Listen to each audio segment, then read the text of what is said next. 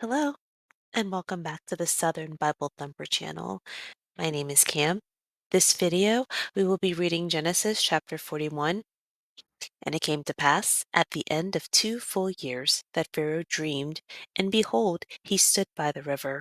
And behold, there came up out of the river 7 well-favored kine and fat-fleshed, and they fed in a meadow. And behold, 7 other kine came up after them out of the river, ill-favored and lean-fleshed, and stood by the other kine upon the brink of the river. Kine is an antiquated term for cow, so they're saying cows. And the ill-favored and lean-fleshed kine did eat up the 7 well-favored and fat kine. So Pharaoh awoke, and he slept and dreamed the second time, and behold, 7 ears of corn came up upon one stalk, rank and good. And behold, 7 thin ears, and blasted with the east wind, sprung up after them. And the 7 thin ears devoured the 7 rank and full ears. And Pharaoh awoke, and behold, it was a dream. And it came to pass in the morning that his spirit was troubled, and he sent and called for all the magicians of Egypt, and all the wise men thereof. And Pharaoh told them his dream, but there was none that could interpret them unto Pharaoh. There was none that could interpret them unto Pharaoh. Then spake the chief butler unto Pharaoh, saying, I do remember my faults this day. Pharaoh was wroth with his servants, and put me in ward in the captain of the guard's house, for both me and the chief baker. And we dreamed a dream in one night, I and he. We dreamed each man according to the interpretation of his dream. And there was there with us a young man, an Hebrew, servant to the captain of the guard, and we told him, and he interpreted to us our dreams, to each man according to his dream he did interpret. And it came to pass, as he interpreted to us, so it was. Me he restored unto mine office, unto him, and him he hanged. The Pharaoh sent and called Joseph, and they brought him hastily out of the dungeon. And he shaved himself, and changed his raiment, and came in unto Pharaoh. And Pharaoh said unto Joseph, I have dreamed a dream, and there is none that can interpret it. And I have heard say of thee, that thou canst understand a dream to interpret it. And Joseph answered Pharaoh, saying, It is not in me. God shall give Pharaoh an answer of peace. And Pharaoh said unto Joseph, In my dream, behold, I stood upon the bank of the river, and behold, there came up out of the river 7 kine, fat-fleshed and well-favored, and they fed in a meadow. And behold, 7 other kine came up after them, poor and very ill, favored and lean-fleshed, such as I never saw in all the land of Egypt for badness. And the lean and the ill-favored kine did eat up the first 7 fat kine. And when they had eaten them up, it could not be known that they had eaten them, but they were still ill-favored, as at the beginning. So I awoke, and I saw in my dream, and behold, 7 ears came up in one stalk, full and good. And behold, 7 ears, withered, thin, and blasted with the east wind, sprung up after them. And the thin ears devoured the 7 good ears. And I told this unto the magicians, but there was none that could declare it to me. And Joseph said unto Pharaoh, The dream of Pharaoh is one. God hath shewed Pharaoh what he is about to do. The 7 good kine are 7 years, and the 7 good ears are 7 years. The dream is one. And the 7 thin and ill-favored kine that came up after them are 7 years, and the 7 empty ears, blasted with the east wind, shall be 7 years of famine. This is the thing which I have spoken unto Pharaoh. What God is about to do, he sheweth unto Pharaoh. Behold, there come 7 years of great plenty throughout all the land of Egypt. And there shall arise after them 7 years of famine, and all the plenty shall be forgotten in the land of Egypt, and the famine shall consume the land, and the plenty shall not be known in the land by reason of that famine following, for it shall be very grievous. And for that the dream was doubled unto Pharaoh twice. It is because the thing is established by God, and God will shortly bring it to pass. Now therefore let Pharaoh look out a man discreet and wise, and set him over the land of Egypt. Let Pharaoh do this, and let him appoint officers over the land, and take up the fifth part of the land of Egypt in the 7 plenteous years, and let them gather all the food of those good years that come, and lay up corn under the hand of Pharaoh, and let them keep food in the cities, and that food shall be for store to the land against the 7 years of famine, which shall be in the land of Egypt, that the land perish not through the famine. And the thing was good in the eyes of Pharaoh, and in the eyes of all his servants. And Pharaoh said unto his servants, Can we find such a one as this is, a man in whom the Spirit of God is? And Pharaoh said unto Joseph, Formosuch as God hath showed thee all this, there is none so discreet and wise as thou art. Thou shalt be over my house, and according unto thy word shall all my people be ruled. Only in the throne will I be greater than thou. And Pharaoh said to Joseph, See, I have set thee over all the land of Egypt.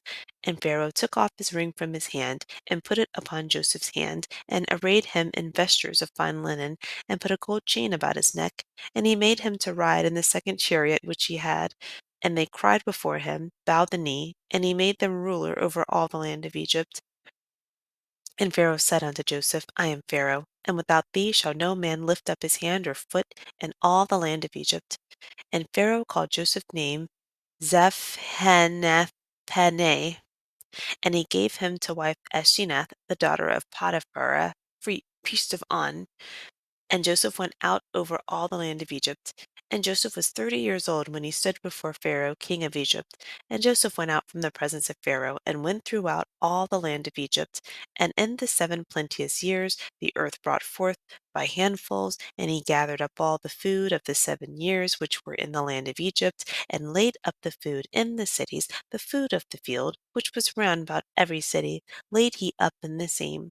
And Joseph gathered corn as the sand of the sea very much, until he left numbering, for it was without number. And unto Joseph was born 2 sons before the year of famine came, which Asenath the daughter of Potiphar, priest of On, bare unto him. And Joseph called the name of the firstborn Manasseh, for God said, He hath made me forget all my toil and all my father's house. And the name of the second called he Ephraim, for God hath caused me to be fruitful in the land of my affliction. And the 7 years of plenteousness that was in the land of Egypt were ended, and the 7 years of dearth began to come, according as Joseph had said, and the dearth was in all lands. But in all the land of Egypt there was bread. And when all the land of Egypt was famished, the people cried to Pharaoh for bread. And Pharaoh said unto all the Egyptians, Go unto Joseph, what he said to you, do. And the famine was over all the face of the earth. And Joseph opened all the storehouses, and sold unto the Egyptians, and the famine waxed sore in the land of Egypt. And all the countries came into Egypt to Joseph to buy corn, because that the famine was so sore in all lands. Summarizing Genesis chapter 41, Pharaoh had a dream that 7 attractive fat cows grazing were eaten by 7 thin, ugly cows. Then he had a second dream that 7 plump ears of grain were eaten by 7 thin ears.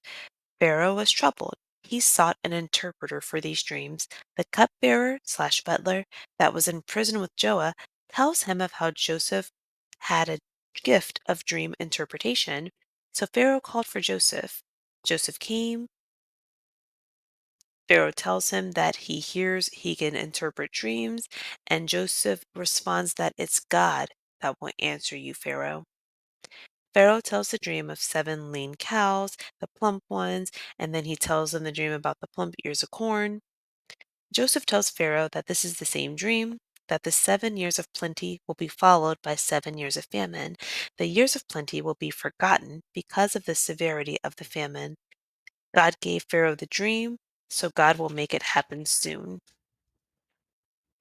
He tells Pharaoh that he needs to appoint wise men who will take 1/5 of the harvest during the abundance period, store it as a reserve for the upcoming famine. The plan was good to Pharaoh and his servants.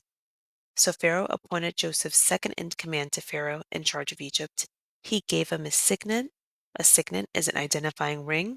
He gave him fine clothes and his gold chain. Then he rode Joseph around in the chariot, telling everyone that saw him to bow.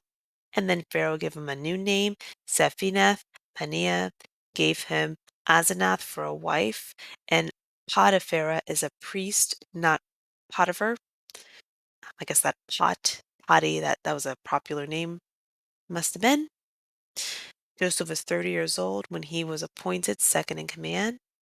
Joseph stored the food during the plentiful years before the famine, and he had two sons, Manasseh and Ephraim. The famine came. People from around the area didn't have bread, except for Egypt. Joseph opened up the storehouses when the famine spread for the Egyptians, and then outsiders were coming to Egypt to buy grain.